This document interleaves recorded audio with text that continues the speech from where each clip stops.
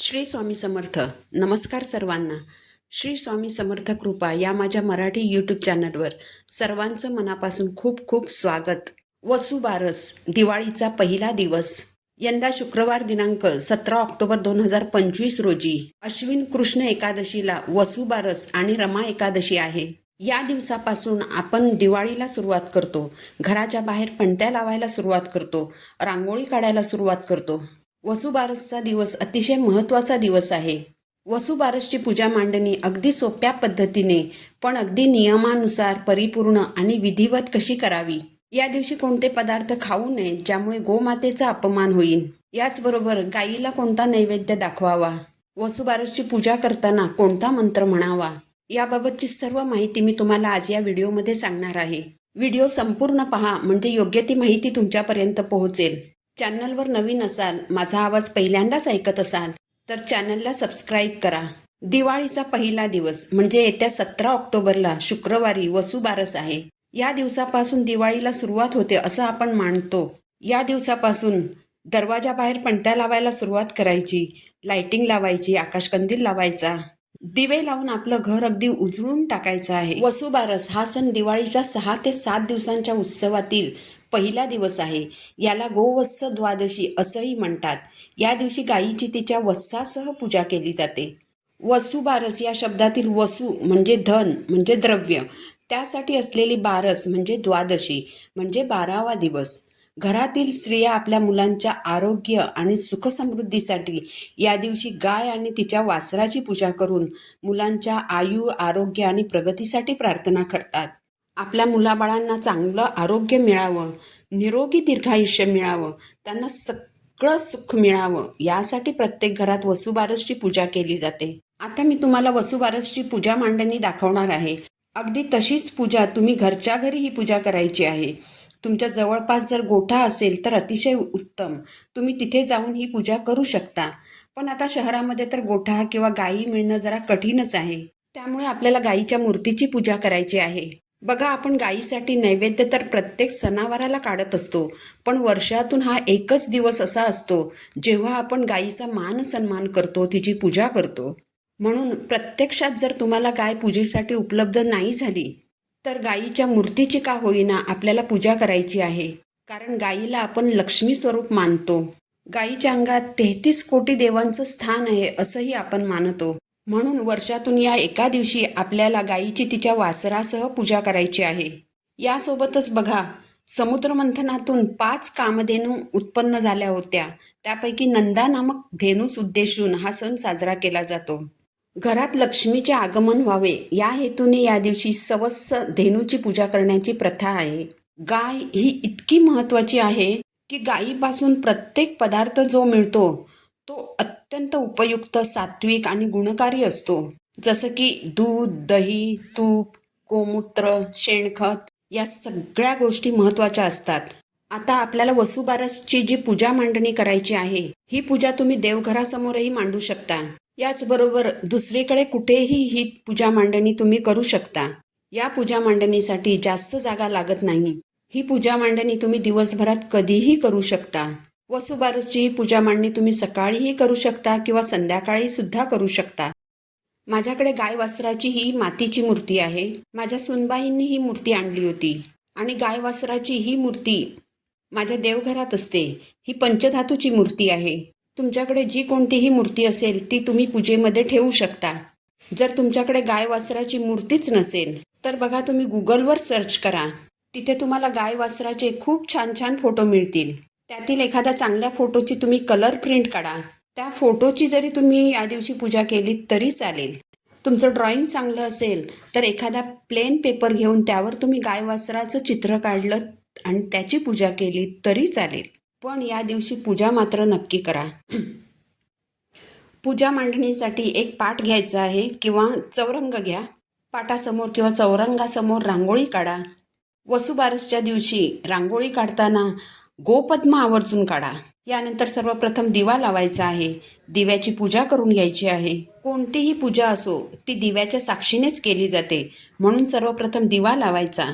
दिव्याला हळद कुंकू अर्पण करायचं, एक फूल अर्पण करायचं, अक्षता अर्पण करायच्या, हात जोडून नमस्कार करायचा. यानंतर सर्वप्रथम गणपती बाप्पांची स्थापना करून घ्यायची आहे.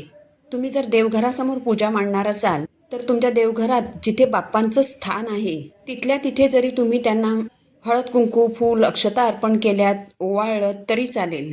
पण जर तुम्ही स्वतंत्रपणे पूजा मांडणी करणार असाल तर गणपती बाप्पांची स्थापना करायची आहे. कारण गणपती बाप्पा हे प्रथम पूजनीय आहेत, म्हणून सर्वप्रथम बाप्पांची पूजा करायची. सगळ्यात पहिलं म्हणजे आपल्याला बाप्पांवर अभिषेक करायचा आहे. बाप्पांची मूर्ती तामणात ठेवायची.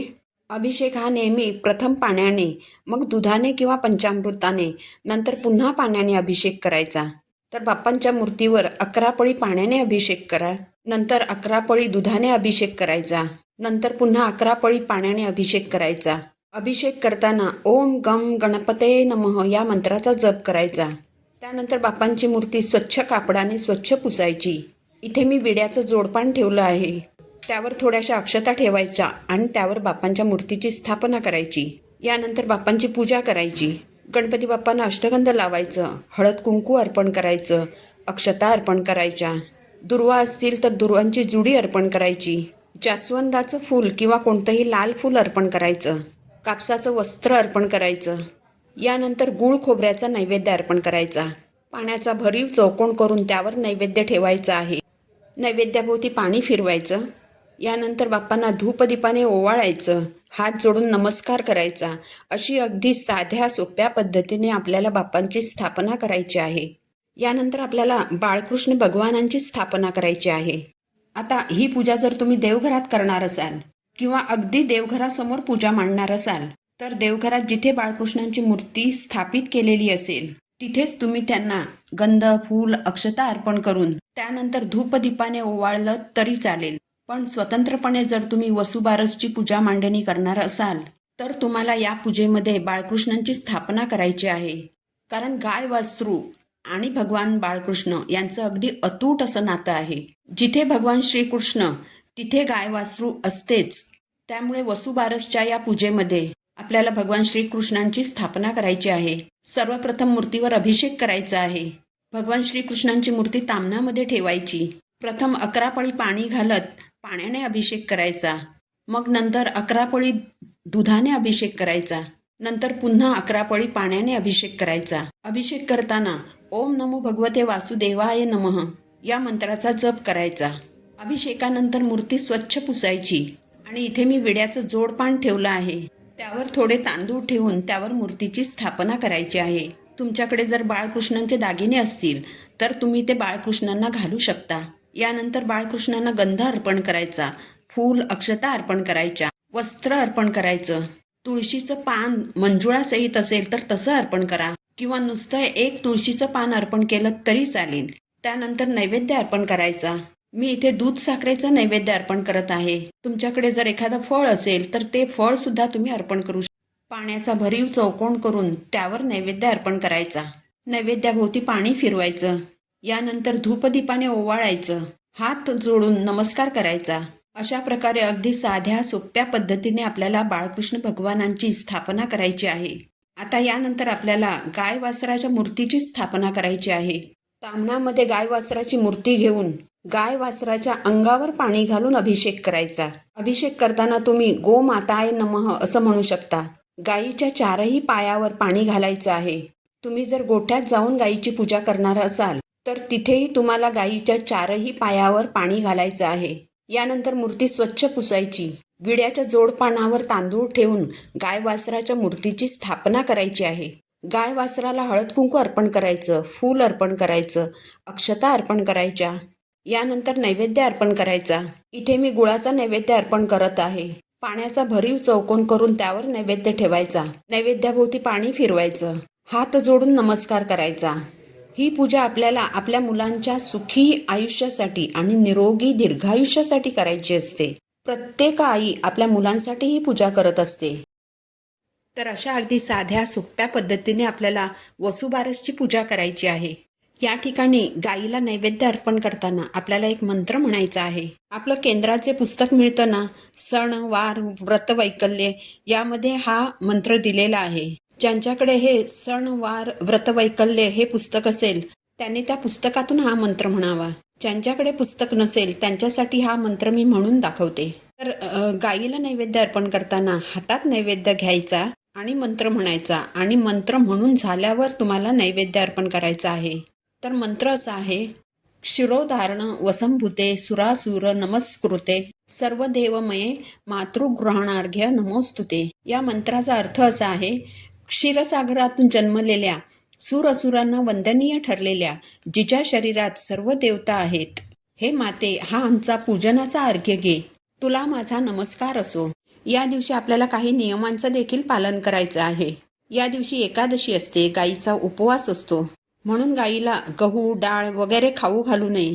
याचबरोबर आपणही या दिवशी गहू मूग वगैरे खाणं टाळायचं आहे. गव्हापासून बनलेले तसेच मुगापासून बनलेले पदार्थही खाणं आपल्याला टाळायचं आहे. म्हणून या दिवशी गाईला गुळाचा अर्थात गोडाचा नैवेद्य अर्पण केला जातो. वसुबारस हा दिवस गायीचा असतो. गायीप्रती कृतज्ञता व्यक्त करण्याचा हा दिवस असतो. या दिवशी गोधनाची पूजा केली जाते. म्हणून या दिवशी आपल्याला गायीपासून जे पदार्थ मिळतात ते पदार्थ खाणं आपल्याला टाळायचं आहे. जसं की गायीचे दूध, गायीच्या दुधापासून बनलेले इतर पदार्थ जसे की दही, तूप, पनीर, चीज हे पदार्थ खाणं देखील आपल्याला टाळायचं आहे. तर वसुबारसच्या सायंकाळी सवस्त गायीची पूजा करावी. गायीच्या पायावर अर्घ्य घालून ओवाळून तिची पूजा करावी. नंतर तिला उडदाचे वडे खाऊ घालावेत. तर वसुबारसच्या दिवशी संध्याकाळी उडदाच्या वड्याचा नैवेद्य आपल्याला गायीला अर्पण करायचा आहे. आता ही पूजा मांडणी कधी उचलायची? तर ही पूजा मांडणी आपल्याला वसुबारसच्या दिवशी दिवसभर आणि रात्रभर तशीच ठेवायची आहे. दुसऱ्या दिवशी सकाळी उत्तर पूजा करायची. आता उत्तर पूजा कशी करावी? तर बघा, सकाळी उठून स्नान करून सगळ्यात पहिला दिवा लावायचा आहे. त्यानंतर सगळ्या पूजेला हळद कुंकू अर्पण करायचं, फूल अर्पण करायचं, अक्षता अर्पण करायच्या, दूध साखरेचा नैवेद्य अर्पण करायचा, हात जोडून नमस्कार करायचा आणि प्रार्थना करायची की हे गोमाते, मी अगदी मनापासून तुझी ही पूजा केली आहे, सेवा केली आहे. तुझी पूजा करताना माझ्याकडून काही चूकभूल झाली असेल, काही राहून गेलं असेल, माझं काही चुकलं असेल तर मला क्षमा कर. गणपती बाप्पांना आणि भगवान श्रीकृष्णांना स्मरून क्षमा मागायची. त्यानंतर आपल्याला पूजा उचलायची आहे. गणपती बाप्पांची, भगवान श्रीकृष्णांची मूर्ती देवघरात त्यांच्या त्यांच्या स्थानावर ठेवून द्यायची. गायीची मूर्ती देखील देवघरात ठेवून द्यायची. जे खायचे पदार्थ आहेत ते आपण प्रसाद म्हणून खायचे आहेत. अशी अगदी साध्या सोप्या पद्धतीने आपल्याला वसुबारसची पूजा करायची आहे. वसुबारसची पूजा झाल्यानंतर आपल्याला वसुबारसची कथा ऐकायची आहे किंवा वाचायची आहे. ही कथा आपल्या सण वार व्रतवैकल्ये या पुस्तकात दिलेली आहे. ज्यांच्याकडे हे पुस्तक आहे ते त्यातून वाचू शकतात. ज्यांच्याकडे हे पुस्तक नसेल त्यांच्यासाठी मी कथा वाचून दाखवते. एक नगर होते. तिथे एक वृद्ध महिला राहत होती. तिला एक सून होती. घरी गाई गुरे होती, म्हशी होत्या, गव्हाळे मुगाळे नामक वासरे होती. अश्विन मास आला. पहिल्या द्वादशीच्या दिवशी वृद्ध महिला सकाळी उठली. शेतावर जाताना सुनेला हाक मारली, मुली इकडे ये. सून आली. काय म्हणून म्हणाली. तशी वृद्ध महिला म्हणाली, गव्हाळे मुगाळे शिजवून ठेव असे सांगितले आणि आपण शेतावर निघून गेली. सून गोठ्यात गेली. गव्हाळी मुगाळी वासरे उड्या मारित होती. त्यांना ठार मारली, चिरली. शिजवून ठेवून सासूची वाट पाहत बसली. दुपार झाली तशी सासू घरी आली. सुनेने पान वाढले. सासूने पाहिले तर तांबडे मांस दृष्टीस पडले. तिने हे काय म्हणून सुनेला विचारले. सुनेने सर्व हकीकत सांगितली. सासू घाबरली. न समजता चुकी घडली म्हणून तशीच उठली. देवापाशी जाऊन बसली, प्रार्थना केली. देवा देवा, सुनेच्या हातून अपराध घडला, तिला क्षमा कर. गायीची वासरे जिवंत कर. असे न झाले तर संध्याकाळी मी माझा प्राण देईन असा निश्चय करून देवापाशी बसून राहिली. दिवा लावला. देवाने तिचा निश्चय पाहिला. निष्कपट अंतःकरण पाहिले. नंतर संध्याकाळी गायी आल्या व हंबरडा फोडू लागल्या. तशी देवास चिंता पडली. हिचा निश्चय ढळणार नाही असे देवास वाटले. मग देवाने गायीची वासरे जिवंत केली. ती उड्या मारीत मारीत गायीजवळ गेली. गायीचे हंबरणे बंद झाले. वृद्ध महिलेला आनंद झाला, सुनेला आनंद झाला. नंतर वृद्धेने गायी गोऱ्याची पूजा केली. स्वयंपाक करून नैवेद्य दाखवला. म्हणून या दिवशी नैवेद्यात गायीला उडदाचे वडे खावयास देतात. तर अशी ही यामागची कथा आहे. म्हणून वसुबारसच्या दिवशी संध्याकाळी आपल्याला उडदाच्या वड्यांचा नैवेद्य गायीला अर्पण करायचा आहे. आपल्या मुलाबाळांना चांगलं आरोग्य मिळावं, त्यांच्या आयुष्यात त्यांना सगळी सुख मिळावीत यासाठी ही पूजा आपल्याला करायची आहे. अगदी साधी सोपी पूजा आहे. जास्त वेळही लागत नाही आणि जास्त जागाही लागत नाही. तुम्ही देवघरातही ही पूजा करू शकता. म्हणून वसुबारसच्या दिवशी तुमच्या मुलांसाठी, त्यांच्या चांगल्या आयुष्यासाठी, त्यांच्या निरोगी दीर्घायुष्यासाठी ही पूजा तुम्ही नक्की करा. ही माहिती जर तुम्हाला आवडली असेल तर व्हिडिओला लाईक करा, चॅनलला सबस्क्राईब करा. पुन्हा भेटू नवीन व्हिडिओसोबत. श्री स्वामी समर्थ.